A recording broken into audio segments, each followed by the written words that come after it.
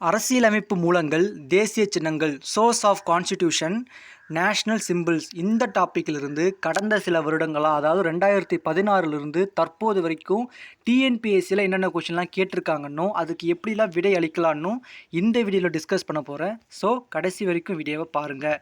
இருக்கட்சி முறை உள்ள நாடு நம்ம இந்தியா பலகட்சி முறை, ஃப்ரான்ஸ் பலகட்சி முறை, அமெரிக்காவில் இருக்கட்சி முறை தான், பிரிட்டிஷ் மற்றும் அமெரிக்கா. அப்போ பொருத்தமான விடை எது? Option D.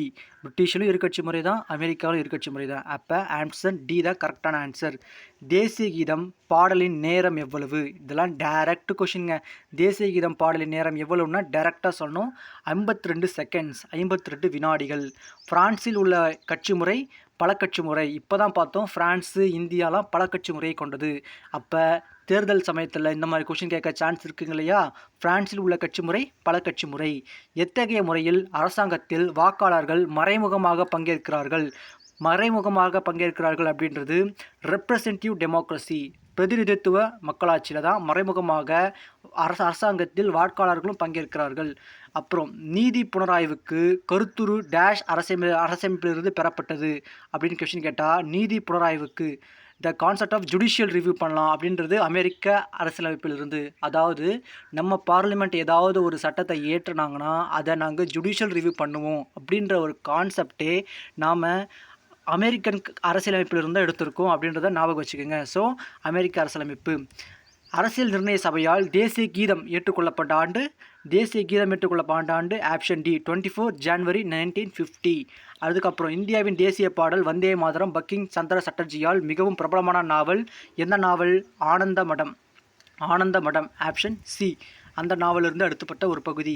இந்தியாவின் தேசிய கொடியை பின்வருவற்றில் யார் வடிவமைத்தது? பிங்காலி வெங்கையா. பிங்காலி வெங்கையா தான். பிங்காலி வெங்கையா. இதெல்லாம் 6வது புக்கில் தெளிவாக போட்டிருப்பாங்க. ஸோ 6வது புக்கை தெளிவாக படித்தாலே இதுக்கு எல்லாமே ஆன்சர் டக்குன்னு போட்டிருக்கலாம். இந்தியாவின் தேசிய கொடியை பின்பற்றியவர்கள் யார் வடிவமைத்தது? பிங்காலி வெங்கையா. இவர் ஒரு தெலுங்குக்காரர். இவர் தான் இந்த தேசிய கொடியை வடிவமைச்சார். அப்புறம் வந்தே மாதரம் என்ற பாடலை சமஸ்கிருதத்தில் இயற்றியவர். இதில் முக்கியமான வந்தே மாதரம் என்ற பாடலை இயற்றியவர் யாருன்னு கேட்டால், வந்தே மாதரம் அப்படின்ற பாடலை இயற்றியவர் வேற. அதை சமஸ்கிருதத்தில் இயற்றியவர் யாருன்னு அப்படின்னு கேட்டாங்கன்னா பங்கிம் சந்திர சட்டர்ஜி. பங்கிம் சந்திர சட்டர்ஜி தான் அதை சமஸ்கிருதத்தில் இயற்றினார். இதை மாதிரி ட்விஸ்டே கேட்பாங்க. வந்தே மாதரத்தை ரவீந்திரநாத் தாகூர் அவரோட வங்காள மொழியில் எழுதுவார். இதை சமஸ்கிருதத்தில் மாற்றி எழுதினவர் பங்கிம் சந்திர சட்டர்ஜி. பொதுநல வழக்கு முதலாக எந்த நாட்டில் கொண்டு வரப்பட்டது? பப்ளிக் இன்ட்ரெஸ்ட் லிட்டிகேஷன் சொல்லுவாங்க. பிஐஎல், அதாவது இதெல்லாம் வக்கீல்கள் போடுவாங்க. அவங்க பொதுநல வழக்கு போட்டு அதில் ஜெயிச்சா அவங்களுக்கு ஒரு கௌரவம்னு சொல்லுவாங்க.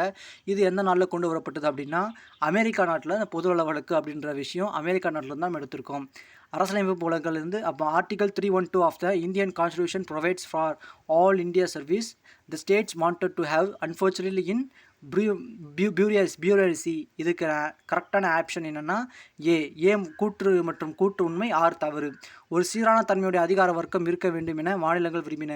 இல்லை, அப்படிலாம் கிடையாது. கூற்று ஏ உண்மை, காரணம் ஆர் தவறு. அடுத்து நாடுகள் நாடாளுமன்றத்தின் பெயர்கள். நாடுகள் நாடாளுமன்றத்தின் பெயர்கள். அமெரிக்க ஐக்கிய நாடுகளுக்கு என்னென்னு பேர்? ஜப்பானுக்கு என்னென்னு பேர்? பிரிட்டனுக்கு என்ன பேர்? பிரிட்டன்னா பாராளுமன்றம் வருங்க. அது மட்டும் நம்ம கரெக்டாக யூகிச்சிடலாம். பிரிட்டனும் நம்ம இந்தியாவும் ஒரு சேர ஒன்று தான். பிரிட்டன் பாராளுமன்றம் C2. C2னா 2 ஆப்ஷனில் C2 இருக்குது. அப்போ கரெக்டாக யோசிக்கணும். அமெரிக்க ஐக்கிய நாடுகளில் காங்கிரஸ்ன்னு சொல்லுவாங்க. அமெரிக்க ஐக்கிய நாடுகளில் காங்கிரஸ். அப்போ இதுலேயும் 2 காங்கிரஸ் இருக்குது. அப்போ டென்மார்க்கில் என்னென்னு சொல்லுவாங்க? ஜப்பானில் என்ன சொல்லுவாங்கன்னு யோசிக்கணும். ஜப்பானில் அப்போ ஜப்பானில் என்ன சொல்லியிருக்காங்க? அமெரிக்க ஐக்கிய நாடுகள் காங்கிரஸ்.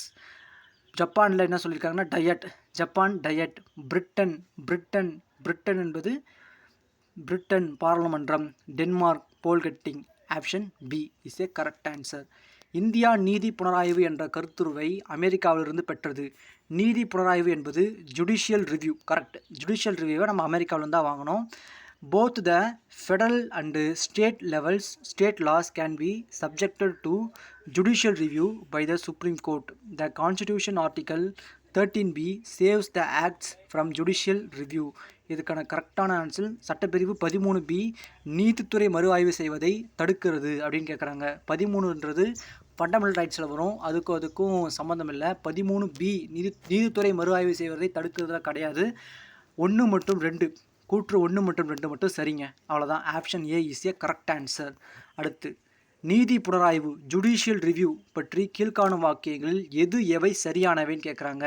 இங்கிலீஷில் பார்த்துடலாமா? The doctrine of judicial review organised by developed in the UK. Correct. The constitution of India confers the power of judicial review on the judiciary. The power of judicial review cannot be curtailed even by a constitutional amendment. Constitutional amendment பண்ணாலும் அதுக்காக தான் இந்த judicial ரிவ்யூவை கொண்டு வந்தாங்க. So கரெக்டான வாக்கியம் 2 மற்றும் 3, அதாவது B, option B is a கரெக்டான ஆன்சர். நீதி புனராய்வு கோட்பாடு யூகே தோன்றியது மற்றும் உருவாக்கப்பட்டதுன்றாங்க. யூகேல தான் தோன்றியது, ஆனால் அங்கே உருவாக்கப்படலை. நீதி புனராய்வு அங்கே வேறு ஒருத்தருக்கு வந்து எடுத்திருப்பாங்க, ஃப்ரான்ஸிலிருந்து யூகே வச்சுருப்பாங்க. அப்போ அங்கே தோன்றியது கிடையாது. அதுதான் நான் சொல்ல வரேன். அடுத்த கொஷின் பொறுத்துக்க வகையிலான கேள்வி. அமெரிக்க அரசியல் சாசனம், ஜெர்மனியின் வெய்மர் அரசியல் சாசனம், பிரிட்டிஷ் அரசியல் சாசனம், ஐரிஷ் அரசியல் சாசனம். இங்கிருந்து தான் நம்ம என்னென்னலாம் எடுத்தோம் அதை தான் அவங்க கேட்குறாங்க. இவங்க என்ன சொல்கிறாங்கன்னா இங்கிருந்து நம்ம என்னென்ன எடுத்தோம்னு.